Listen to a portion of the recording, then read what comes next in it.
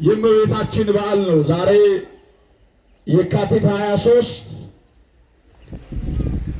ጥንተ በዓል ቢሆንም ነገር ግን በዚህ ቀን የጎደለው የሞላበት መናኛው የጣፈጠበት በዶኪማስ ቤት በእመቤታችን አማላጅነት ውሃው ወደ ወይን ጠጅ የተቀየረበት ለስም አጠራሩ ክብር ምስጋና ይግባውና ጌታችን መድኃኒታችን ኢየሱስ ክርስቶስ የመጀመሪያ ተአምራቱን የገለጠበት ታላቅ ዕለት ነው።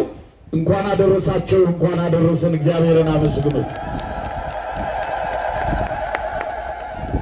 የማይጠፋውን የዘላለም ስም በቤቴና በቅጥሬ ሰጥቻቸዋለሁ። የማይጠፋውን የዘላለም ስም እሰጣቸዋለሁ። ትንቢተ ኢሳይያስ ምዕራፍ 56 ቁጥር 6 ላይ የምናገኘው የእግዚአብሔር ቃል ነው። ኦርቶዶክሳውያን የእግዚአብሔር ልጆች ይህ አምላካዊ ቃል ነው። የማይታጠፍ ቃል ኪዳን ነው። ቅድም የተናገርነውን አሁን መድገም ይከብደናል። ቅድም ያስብነውን አሁን መፈጸም ያቅተናል። ለእግዚአብሔር ግን ይሄ አይሆንም፣ ይሄ ይከብዳል፣ ይሄ አይቻልም፣ ይሄ ይቅር የሚባል ነገር የለም። ሁሉን በጊዜው የሚያደርግ ስለተናገረው ቃል የተናገረውን የሚሰራ ያሰበውን የሚፈጽም አምላክ ነው። ከዚህ የተነሳ ነው ለወዳጆቹ ላከበራቸው ለመረጣቸው ይህንን ዓለም አስቀድሞ ያያቸውን እነዛን ጠራቸው፣ መረጣቸው። የመረጣቸውንም ጠራቸው፣ የጠራቸውንም አከበራቸው፣ ያከበራቸውን አጸደቃቸው፣ ያጸደቃቸውንም ለዘላለሙ ከፍ ከፍ አደረጋቸው። አምላካቸው እግዚአብሔር ተብሎ ሊጠራ በእነርሱ ከቶ አያፍርም ነው የሚለው ሐዋርያው ቅዱስ ጳውሎስ ለሮም ክርስቲያኖች በጻፈው መልእክቱ ሮሜ ምዕራፍ 8 ቁጥር 26 ላይ አስቀድሞ የልጁን መልክ ይመስሉ ዘንድ ያያቸው፣ የመረጣቸው፣ ያከበራቸው፣ ያጸደቃቸው፣ ለዘላለሙም ከፍ ከፍ ያደረጋቸው አምላካቸው እግዚአብሔር ተብሎ ሊጠራ በእነርሱ ከቶ ያላፈረባቸው ቅዱሳን ወዳጆቹ ሰማዕታት ወዳጆቹን አምነው ስለ ስሙ መከራ ይቀበሉ ዘንድ የተመረጡ በሰይፍ ፊት ቆመው ነገረ መስቀሉን የሰበኩ ለጨለማው ዓለም ብርሃን የሆኑ አልጫ ለሆነው ዓለም ጨው ሆነው ያጣፈጡ እነዚህ ቤተ ክርስቲያናችን የምትዘክራቸው ቅዱሳን ጻድቃን ሰማዕታት ተብለው ይጠራሉ። በዛሬው ዕለትም ቤተ ክርስቲያናችን ውለታውን የማትዘነጋው በይበልጥ ደግሞ ሀገሩ ምንም እንኳን ሮም ቢሆን እንደ ኢትዮጵያዊ የምናየው ለኢትዮጵያ ገበዝ የሆነው ኢትዮጵያውያን ወገኖቻችንንና አባቶቻችንን የታደገው ፍጡነ ረድኤት ሰማዕቱ ቅዱስ ጊዮርጊስ ነው። ምስጋና ይድረሰው። ከፍ አድርጉና መስግኑት። እንግዲህ የእግዚአብሔር ልጆች የቤተ ክርስቲያኗን ሕይወት እንዴት እንመርምር ካልን ክርስቲያን አገልግሎቷ የሰማዕታት አገልግሎት ነው። ትላንትናም በመከራ ውስጥ ነበረች፣ ዛሬም አለች፣ ነገም ትኖራለች እስከ ሕልቀተ ዓለም። ሙሽራዋ ያከበራት አማናዊው ሙሽራ ኢየሱስ ክርስቶስ መጥቶ ወደ ራሱ እስከሚወስዳት እስከሚጠቀልላት ድረስ ቤተ ክርስቲያን በዚህ ልክ ሙሽራውን ኢየሱስ ክርስቶስን ታከብራለች፣ በደሟ ትመሰክራለች። የቃሉን ትምህርት የእጁን በረከት የአምላክነቱን ታምራት አይታለችና ለጨለማው ዓለም ብርሃን ሆና ትቀጥላለች። ሰማዕታት ይህ ነው ተጋድሏቸው። እንግዲህ ጥቂት ስለ ሰማዕቱ ስለ ቅዱስ ጊዮርጊስ ማለት ያስፈልጋል።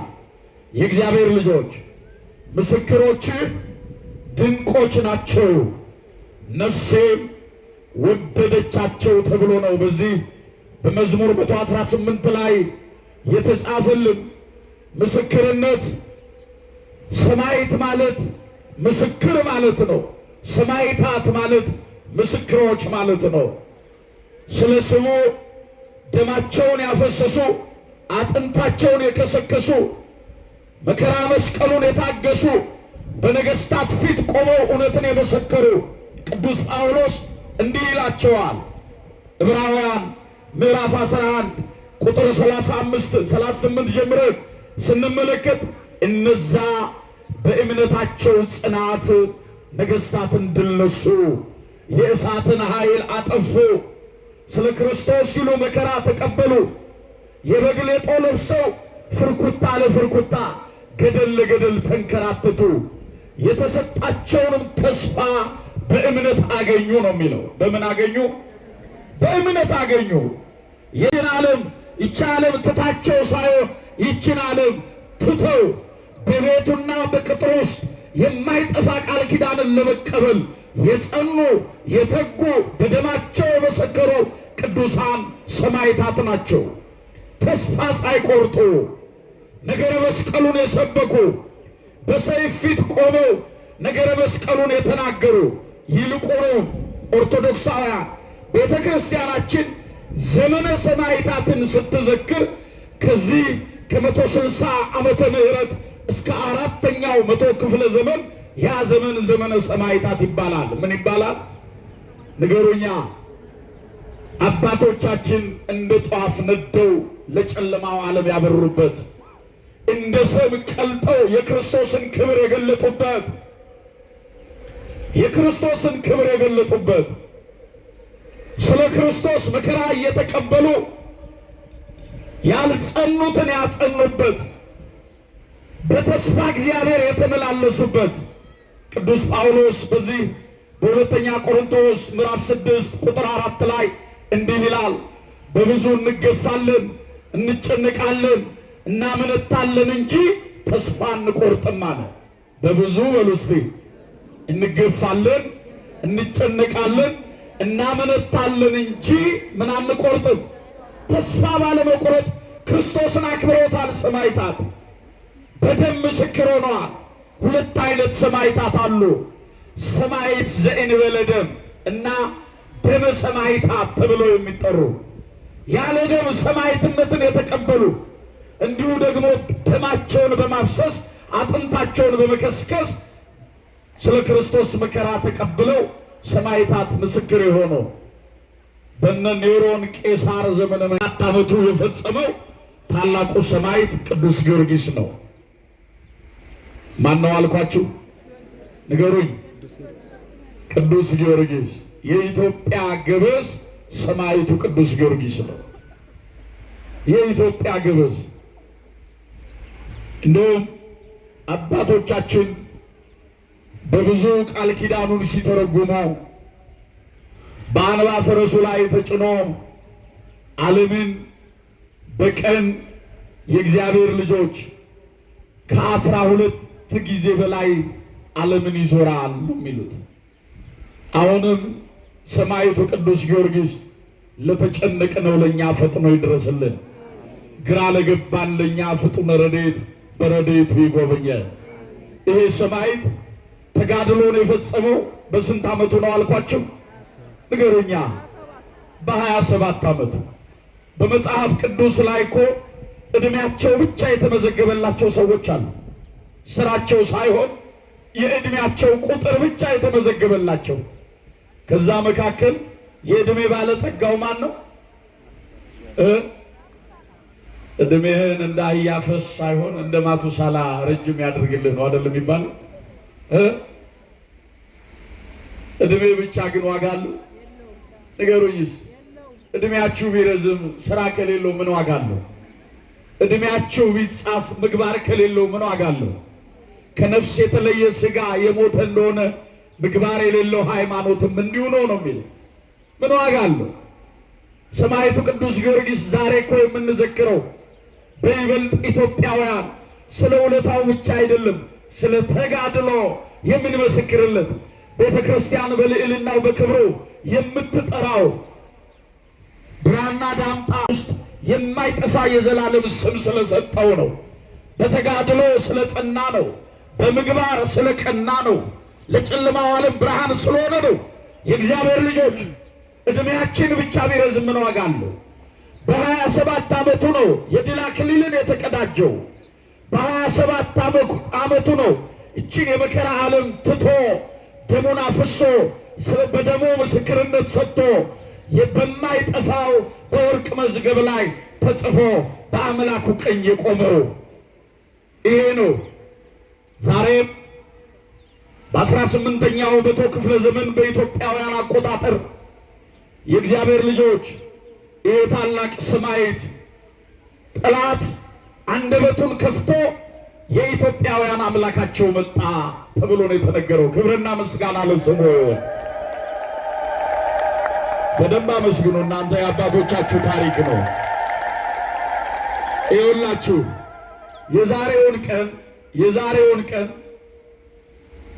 የዛሬውን ዕለት የአባቶቻችንን ስም ስንጠራ ለኢትዮጵያ እዚህ መድረስ ዋጋ የከፈሉትን ስንዘክር አዙረው ጠምዝዘው ከፖለቲካ ጋር የሚያገናኙ ሰዎች አሉ። ያ አይደለም ዓላማችን፣ ያ አይደለም ተልእኳችን። ዛሬም ቤተ ክርስቲያን ይህንን በዓል የማክበሯ ትልቁ ምስጢር ሀገረ እግዚአብሔርና ኢትዮጵያ የአንድ ሳንቲም ገጽታዎች ናቸው። ሀገረ እግዚአብሔር ኢትዮጵያና ቤተ ክርስቲያናችን የአንድ ሳንቲም ገጽታዎች ናቸው። ምንድን ናቸው? አቤት! የአንድ ሳንቲም ገጽታዎች ናቸው። የእግዚአብሔር ልጆች ኢትዮጵያን ከቤተ ክርስቲያን፣ ቤተ ክርስቲያንን በቃ ታሪካችን እኮ ነው። በዓለም የሌለ ታሪክ በኢትዮጵያ ብቻ ነው ያለው። በዓለም ላይ የሌለ ክብር በሀገረ እግዚአብሔር በኢትዮጵያ ላይ ብቻ ነው ያለው። ልብ በሉ። 9ኛው መቶ ክፍለ ዘመንን ስትመለከቱ ወደ ኋላ ስታጠኑ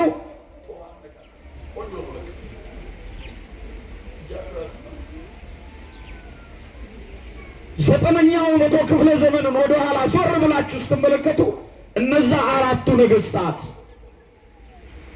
በቋንቋ፣ በቀለም፣ በዘር፣ በማንነት ኢትዮጵያን የገለጡት ነገስታት እነ አፄ ገብረ ማርያም፣ እነ ቅዱስ ላሊበላ፣ አዎ እነዛ ደጋጎች ነገስታት ካህናትም ነገስታትም ነበሩ። ምን ነበሩ? ካህናትም ነገስታትም ነበሩ። ልብ በሉ። ጠላት ሲመጣ ይዋጋሉ። ሀገረ ሰላም ስትሆን በቤተ መቅደሱ እግዚአብሔርን ያከብራሉ። ጠላት ሲመጣ ምህላ ለመያዝ የቃል ኪዳኑን ታቦት ይዘው ከመንበራቸው ይወጣሉ። ከክብራቸው ከዙፋናቸው ዝቅ ይላሉ። ኢትዮጵያን በእንዲህ ያለ ክብርን ያቆዩዋት። ዛሬ የማንድንበትን ከባድ ቫይረስ ተጠቂዎች ሆነን ቋንቋ፣ ዘር የሚባል ነገር በማንነታችን ላይ ተዘርቶብን በልቦናችን ላይ ነግሶብን ኢትዮጵያዊ መልካችን እስኪጠፋ ኢትዮጵያዊ ለኢትዮጵያዊ መመስከር እስኪሸማቀቅ ድረስ ደረስን። እውነት ሐሰት ንገሩኝ። እኔ ፖለቲካ አያገባኝም። ዘርዝሬ ተናግሬ ያልጨረስኩት ወንጌል አለኝ። እኔ እግዚአብሔር የተመሰገነ ይሁን። ዜግነቴም ሀገሬ የኢትዮጵያ ልጅ ነኝ። ሀገሬ ግን በሰማይ ነው። ቤት ነው። ሰማዕቱ ቅዱስ ጊዮርጊስ ከኢትዮጵያ ጋር ያለው ትስስርን ማወቅ ያስፈልጋል። ታሪካችንን እንወቅ። የምዕራቡ ዓለም ዛሬ ይህንን ቀን በእውነት ኢትዮጵያ ስታከብር ለነሱ ሽንፈት ለኛ ክብር ነው። ለነሱ ውርደት ለኛ ክብር ነው። ለነሱ ሽንፈት ለኛ ድል ነው። ክብር ምስጋና ለስሙ ይሁን። ዘግበውታል እኮ ሮማውያን ይህን ታሪክ ለማጠፍ በብዙ መንገዶች ሄደዋል። ይህን ታሪክ ለማጠልሸት በብዙ መንገዶች የኢትዮጵያን ታሪክ ለማስቀየስ ጥረዋል። ነገር ግን የእግዚአብሔር ልጆች የሚገርማችሁ ዛሬ የካቲት 23 ቀን በሮም ይሄ በዓል ይከበራል። ክብርና ምስጋና ለስሙ ይሁን። እውነታ ነዋ። እግዚአብሔር ታሪክን ይገልጣል። ታሪክን ይገልጣል። ይሄ ነው። ልብ በሉ የእግዚአብሔር ልጆች፣ እነዛ በምግባር የቀኑ በሃይማኖት የጸኑ ደጋግ አባቶቻችን ጠላት ሃይማኖትን የሚያስክድ ሀገርን የሚወር ገጽታን የሚያጠፋ ጠላት ከሩቅ መጥቷልና ብለው አዋጅ ሲነግሩ የዛሬ በ18ኛው መቶ ክፍለ ዘመን በ1888 ቅዳሜ አመሻሽ ላይ ከንጉሠ ነገሥት ከአፄ ምኒልክ ከሳህለ ማርያም እንዲሁም ከወለተ ሚካኤል ከወለተ ማርያም ከእቴጌ ጣይቱ ይሄ መልእክት ለሀገር ለሚጠብቀው ድንበር ለሚያጸናው ሀገር ለሚጠብቀው ወጥቶ ለሚያድረው ለኢትዮጵያ ሰራዊትና እንዲሁም ደግሞ የእግዚአብሔር ልጆች ለደጋጎቹ በጸሎት ለጸኑት ለገዳማውያኑ ይህንን መልእክት ልብ በሉ። ታሪኩ ቀኑም ራሱ ገጥሟል። በ21 ከንጉሱ ይሄ ትእዛዝ ከሳህለ ማርያም ከአፄ ምኒልክ ይሄ ትእዛዝ ሲመጣ እቴጌ ጣይቱ ወለተ ማርያም ምንድን ያለችው? የሴትነት ባህሪ ወይንም የሴትነት ጠባይ ያላት እስከማትመስል ድረስ እንደ አራስ ነብር ተቆጥታ ተነሳች። ለቤተ መቅደሱ ለሊቃውንቱ ትእዛዝ ተሰጠ። ታቦተ ጊዮርጊስን ታቦተ እግዝእትነ ማርያምን ይዘው ምህላ ሲያደርሱ እንዲያድሩ ተነገረ። በ22 21 ለ22 ወደ አድዋ ወደ ሰሜኑ ክልል አቀኑ። ልብ በሉ የእግዚአብሔር ልጆች፣ በጸሎት በምህላ በፈቃደ እግዚአብሔር ተነስተው ሀገርን ከወራሪ ትውልድን ከሰባሪ ሊያድኑ ሃይማኖት የሚለውጠውን ሃይማኖት የሚያጠፋውን ወደ መጣበት ሊመልሱ ኃይላችን ማን ነው አሉ? ንገሩኝ እስቲ። ኃይልን በሚሰጠኝ በሉ በክርስቶስ ሁሉን እችላለሁ። ሁሉን ምን እላለሁ? የተሸናፊነት ስሜት የለንም ኢትዮጵያውያን። የተሸናፊነት ገጸ ባህሪ የለንም ኢትዮጵያውያን። ዛሬም በሃይማኖት ስንጸና በምግባር ስንቀና ስንደክም የማይደክም ስናንቀላፋ የማያንቀላፋውን ጠላታችንን ዲያብሎስን ድል እንነሳለን። ይሄ ክብር ተሰጥቶናል። በክርስቶስ ኃይል ጠላትን ድል ሊነሱ ይሄውላችሁ ያቀኑት አባቶቻችን ታቦተ ቅዱስ ጊዮርጊስንና ታቦተ እግዝእትነ ማርያምን እመቤታችንን ይዘው ወጡ። ድንግል ማርያምንና ኢየሱስ ክርስቶስን ማነው ሰማዕቱ ቅዱስ ጊዮርጊስን መለየት አይቻልም። ዛሬ በሳይታቱ በልመናቸው አባቶቻችን ሰማዕቱ ቅዱስ ጊዮርጊስን የእመቤታችንን ምስጋናዋን ሲያደርሱ ከእመቤታችን ምስጋና ቀጥሎ የቅዱስ ጊዮርጊስ ምስጋና ነው የሚቀጥለው። ይሄ ነዋ ታሪካችን፣ ይሄ ነው ቤተ ክርስቲያናችን የሰራችልን የማይጠፋው የዘላለም ስም ይህ ነው። ኦርቶዶክሳውያን ጠቅለል እናድርገው ሐሳባችንን። ታዲያ እመቤታችንንና ታቦተ ቅዱስ ጊዮርጊስን ይዘው ወጡ። ምህላ አድርሰው እግዚአብሔርን ተማጽነው በሰማይ ምልክት አይተው ጠላታቸውን ድል ሊያደርጉ ወጡ። ያኔ የካቲት 22 ለ23 አጥቢያ ከሌሊቱ 11 ሰዓት ምታ ነጋሪት ክትት ሰራዊት የሚለው አዋጅ በታወጀበት ዕለት የካቲት 22 ቀን በአድዋ ላይ አባቶቻችን ተሰልፈው ከጠላት ፊት ውጊያ ጀመሩ። ከሌሊቱ 11 ሰዓት ንጋቱ 11 ሰዓት ላይ ልክ ጠዋት 3 ሰዓት ላይ ሁሉም ነገር ተገባዶ ድል አባቶቻችን ሆኖ እግዚአብሔር ኢትዮጵያን ከጠላት እጅ ነፃ ወጣት። ክብርና ምስጋና ለስሙ። ልብ በሉ፣ ጠላት ይሄንን እንደ ንብ የሚወነጨፍ መሳሪያ ይዞ በአድዋ ተራራ ላይ የመሻችን ተራራውን እንደ ሜዳ እየተራመዱት ከጠላት እጅ መሳሪያውን እየተቀበሉ በምድር ላይ እየጣሉ በሰይፍ እየቀነጠሱ ጣሉት። የእግዚአብሔር ልጆች ያኔ ነው ሮማውያን ምን አሉ?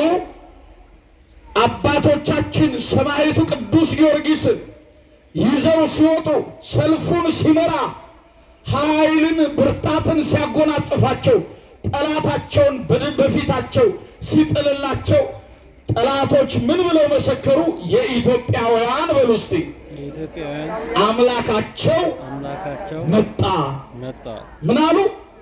የኢትዮጵያውያን አምላካቸው ምን አለ? መጣ።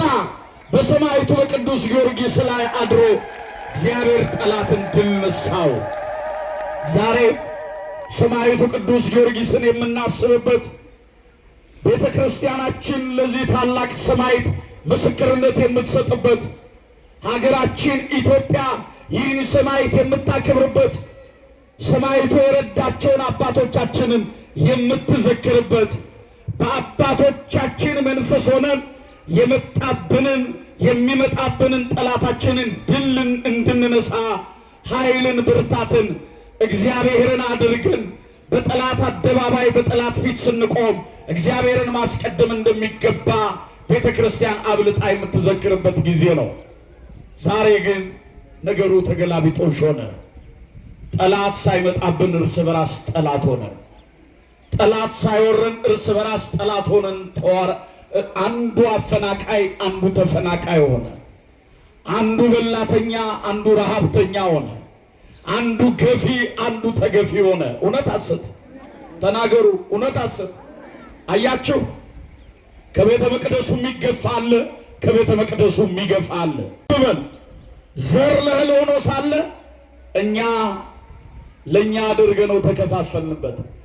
ቋንቋ መግባቢያ ሆኖ ሳለ አንዳችን ለአንዳችን የጥፋት ምክንያት ሆንበት። ልብ በሉ። ያቺ ከአባቶች ጎን ቆማ ስንቅ ታቀብል የነበረች ጠላት ድል እንዲነሳ ከጀግናው ወንድ ባሻገር ጀግኒቱ ሴት ዛሬ በሀገሯ በኢትዮጵያ ሆዷ እየተቀደደ ጽንሷ እንዲወጣ ተደረገ። አዎ ባስከበረቻት ኢትዮጵያ፣ ባቆየቻት ኢትዮጵያ፣ ባኖረቻት ኢትዮጵያ፣ እንግዳን በተቀበለችበት ኢትዮጵያ ዛሬ የእናቶቻችን ገጽታ ተበላሽ። ልብ በሉ። የሽበት አክሊል ደፍቶ ወኔው እንዳለ ሆኖ ሀገርን ድንበርን ያስከበረ ዛሬ ከቀየው ከንብረቱ ተፈናቅሎ ምድረ በዳ ወድቋል። ይሄንን ማን አደረገው ብለህ ብትል እኔ እናንተ ላይ እናንተ እኔ ላይ ኢትዮጵያዊውን ነው የበላው። እውነት ሐሰት ተናገሩ። እውነት ሐሰት። እግዚአብሔር ሰላማችንን ይመልስልን። ይኸውላችሁ የአባቶቻችን ልብ ይህ አልነበረም። ማርያምን ብለው ተነስተው እመቤታችንን ይዘው ተነስተው ጉልበት ያለ በጉልበትህ፣ ዕውቀት ያለ በዕውቀትህ፣ አዎ ኃይል ያለህ በኃይልህ እርዳኝ፣ ምንም ባይኖርህ በጸሎትህ ምን በለኝ አግዘኝ ብለው ነው የተነሱት።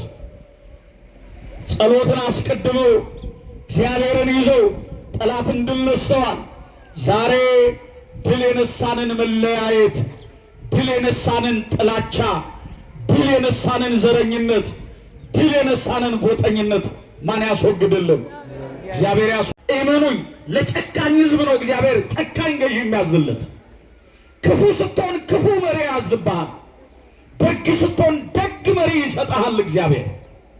ደጎች ሆነን ገጽታችንን አስተካክለን የቀደሙ አባቶቻችንን መስለን በደግነት በምግባር ቀንተን በሃይማኖት ጸንተን በፍቅር ተመላልሰን እቺን መሄጃ የሌላትን ሀገራችንን ኢትዮጵያን ካላት ክብሯ በላይ ክብሯን ጨምረን እናት ቤተ ክርስቲያናችንን አገልግለን ሰማያዊውን መንግስት እንድንወርስ እግዚአብሔር ሁላችንንም ይርዳ።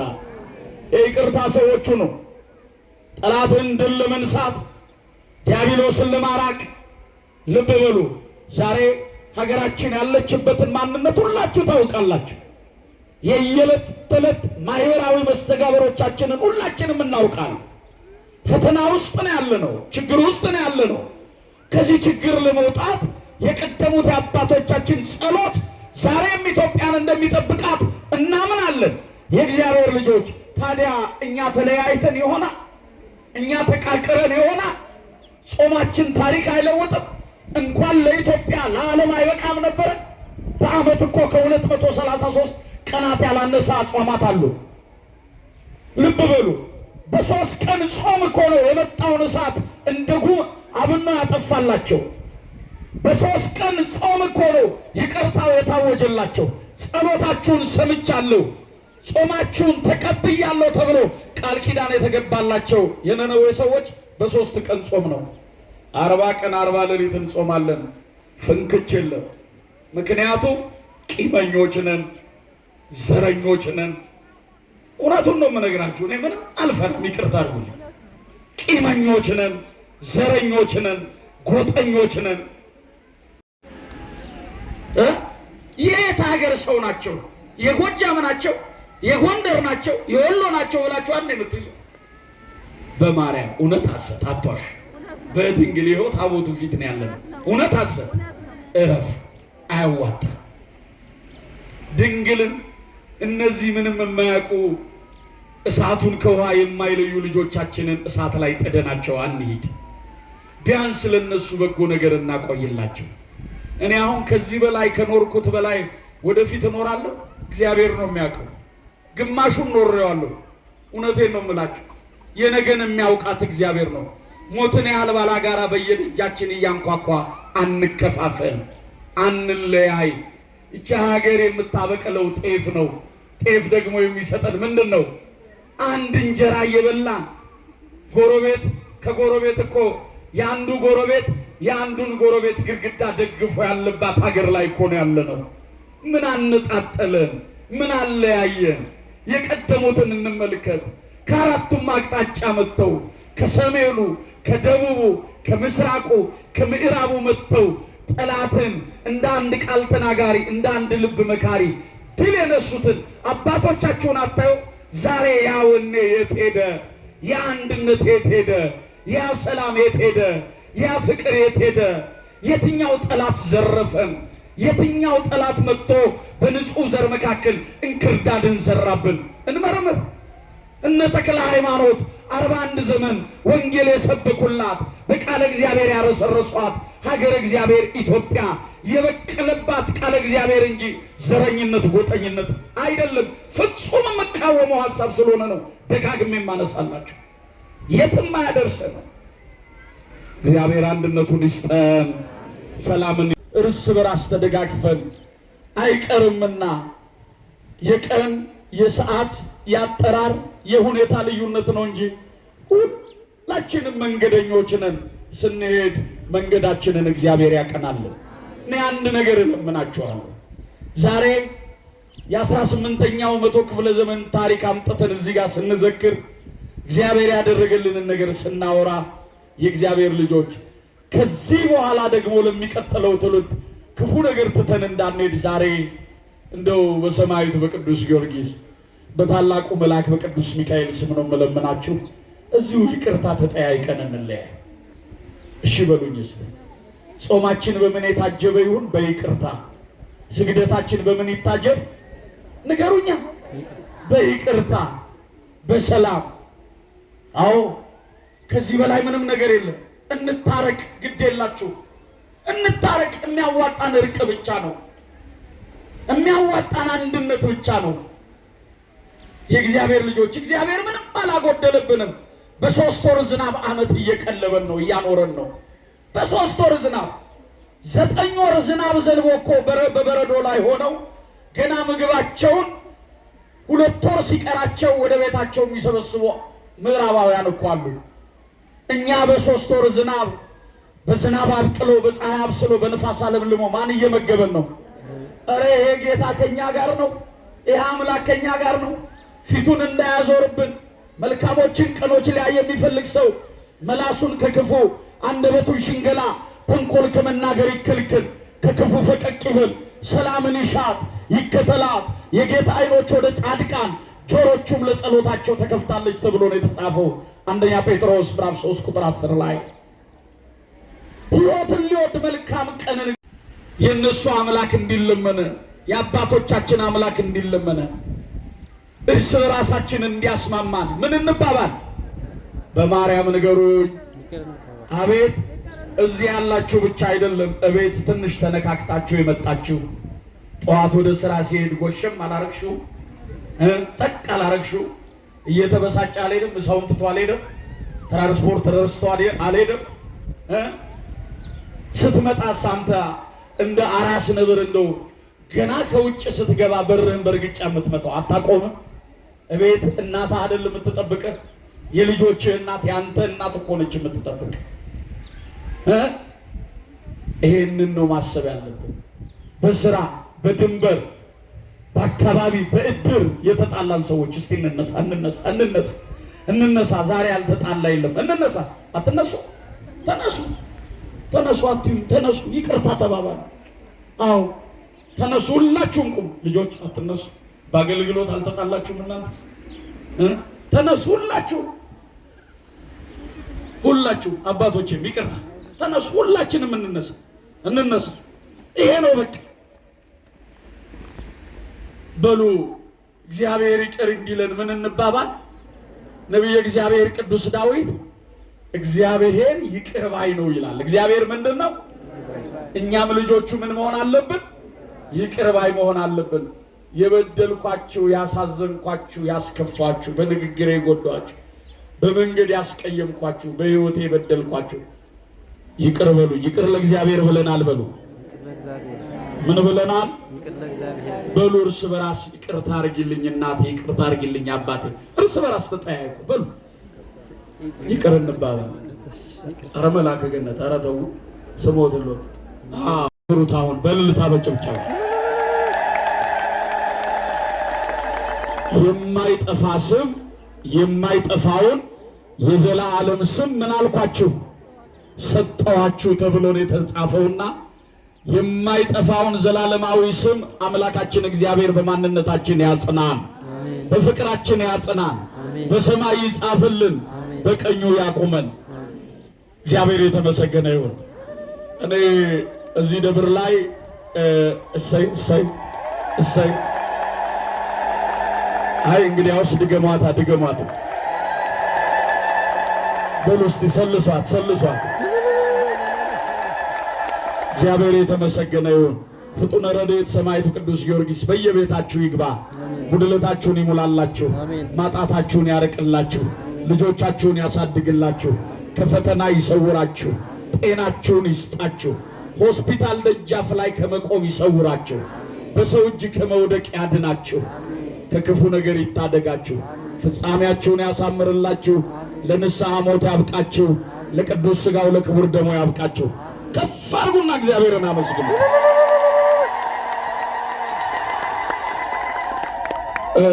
በጣም የገረመኝን አንድ ምስክርነት ለመስጠት ነው። ምናልባት እዚህ ያላችሁ መምህራን ታውቃላችሁ፣ እኔ ከመጣው በጣም እዚህ ቦታ ላይ ቆይቻለሁ። በእርግጠኝነት አንድ 3 ዓመት 4 ዓመት ይሆነኛል።